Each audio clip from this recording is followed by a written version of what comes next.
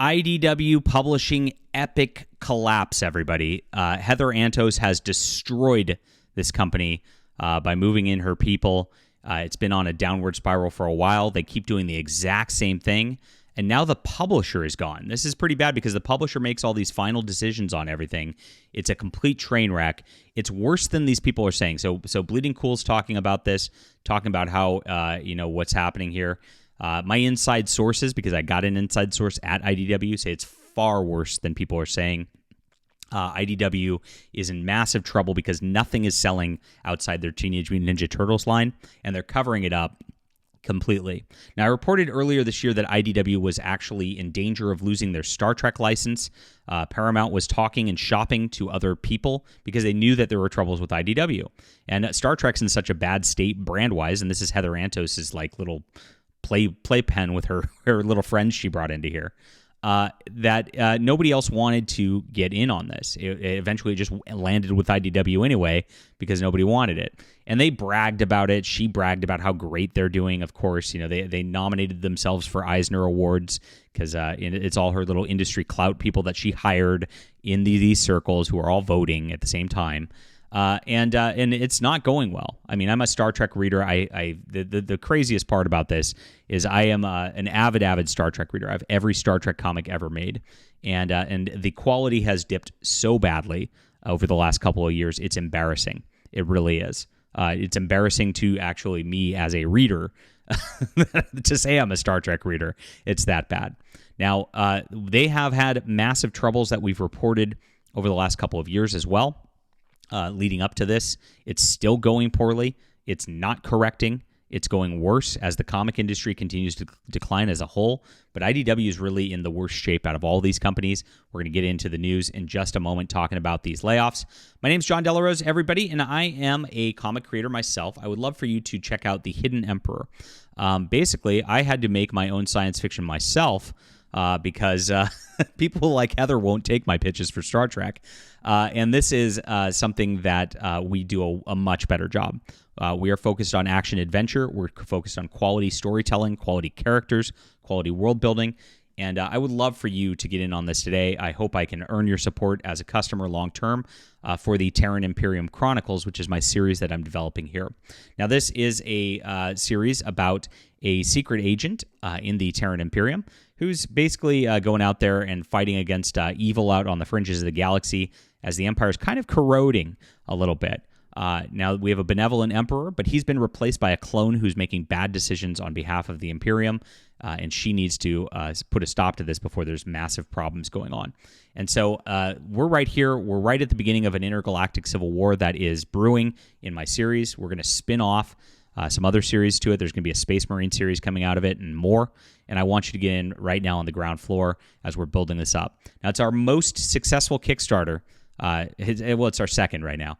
It's got 17 days ago. We got about $1,500 to be our most successful Kickstarter. So grab this today. Grab the complete Aileron Adventures, or there's a leather-bound edition. This is the first time I've ever put out a leather-bound edition of a book. This is truly exciting. I love the leather-bound stuff. The quality's so high. And this is why we're running circles around companies like IDW, just because we are just crushing it here. So please check this out. It's in the description below. Heather, if you're watching this video, you should back this too. Read my work and just see why my sci-fi is a little better than the stuff you're producing out there. We're not laying off. We're expanding. Quite the opposite of what's going on here. Now, IDW has gone on some layoffs over the last couple of years already. They've already laid off 40% of their workforce during this process. They've just been cutting everybody. Now, the publisher remained this whole time. So after that, the layoffs went through. All this went through. They got delisted from the New York Stock Exchange. But the publisher stayed, and he stayed because he was supposed to fix things. And a big part of the fix this summer was supposed to be relaunching all new #1 first issue Teenage Mutant Ninja Turtles. Because the only thing that was selling at IDW over the last few years and actually moving the needle was the last Ronin Teenage Mutant Ninja Turtles deal. And that did very well because the original creators were involved with it. It actually continued the original line, and everything else pretty much was failing. So they gambled a lot. They tried to get the all-new #1. They did the tons of variant covers. It sold 300,000 copies for the #1. They probably overpaid Jason Aaron in the process. And it was a disaster because even though that's happening, even though that one issue gets the speculators in there, it doesn't stick, and it doesn't continue. And so they are not making as much money as it looks like. They are got a little bump, and then what happens is the next month sales come in, and we're already at this point because the issue 1's out. So issue number 3 and 4 are being ordered right now, and the drop-offs are being shown on that because the speculators are not in for those. So it's probably dipping right back to levels of what it was before, maybe even lower. And that's probably why they're panicking right now, because the initiative failed to move the needle. I read the issue; it was okay. It was, I'm not going to lie and just say it was the wokest train wreck ever when it wasn't. But it was a thing that if you were not reading the Turtles and knew where you were, it really wasn't that interesting. It was not a good jumping on point for new readers, I don't think. So a little bit of a failure there. Now, like I said, the other lines just aren't going. Star Trek is a disaster. And IDW is also rumored to be losing 2 more licenses this year, according to my industry insider. And I'm not sure where those are, or at least another big license. They have the Sonic the Hedgehog license. It's possible that might be going by the wayside. They have Dungeons & Dragons, I believe. That possibly might be going by the wayside. And Heather's the head of licensing. So that's a problem there. Now, on the creator-owned front, they actually cut like their entire line last year. So that went down too. They're starting to release some more creator-owned stuff. One of Heather's friends has a new book coming out that looks fairly satanic in nature. And, of course, she's been broadcasting her Satanism, which can't be helping sales at all either. So instead of like doing things right, they're just leaving her industry clout there. It makes me wonder what she's got on them blackmail-wise that she keeps getting promoted up while everything else is failing and falling around her. Like, what's happening there? Can she sue them and make a lawsuit because of something? There was a rumor that the former CEO actually hired and had on IDW's payroll at some point a sugar baby that he was paying for. So who knows what's going on at IDW? It's obviously not about the books over there. So this is interesting stuff right here. Mark Doyle is out, the publisher. He's been let go. He's one of 4 staffers no longer there, including marketing, production, and shipping department. And that's it. IDW representatives had not returned inquiries made by Bleeding Cool. They never returned my inquiries either, except for my insider over there who scoops me information. So Mark Doyle has been there since 2021. And he and Tara McCrillis would be co-publishers at IDW, with Doyle overseeing editorial.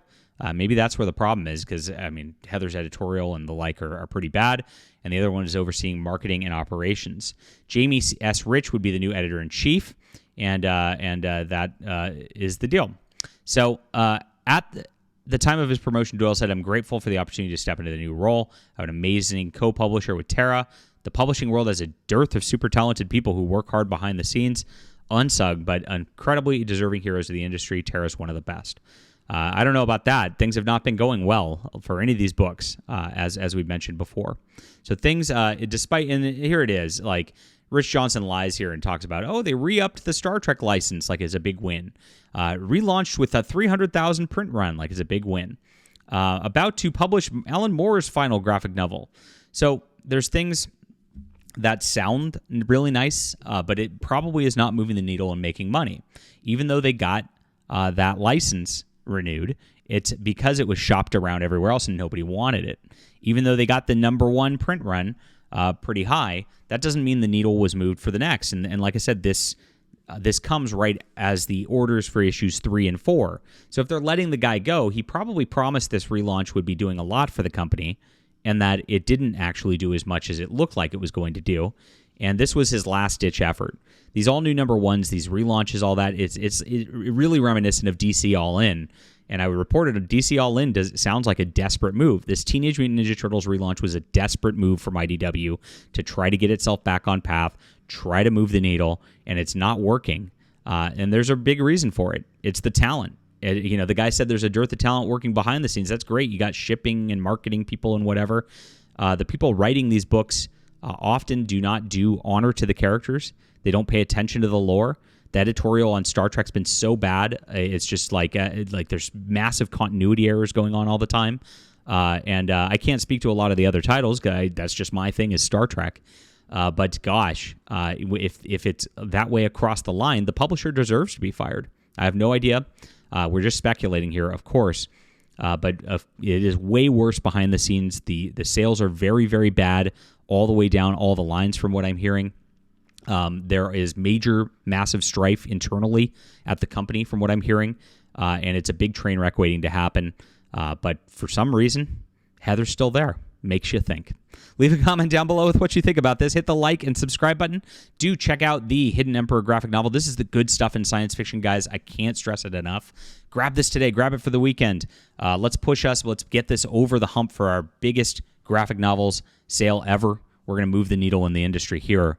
We're doing the work that they won't, and it's all about the story. It's all about the great work, and it's all about you, the customer. I want to give you guys more of what you want. Thank you so much for backing and believing in us.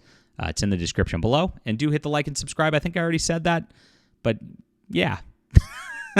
Have a good Labor Day.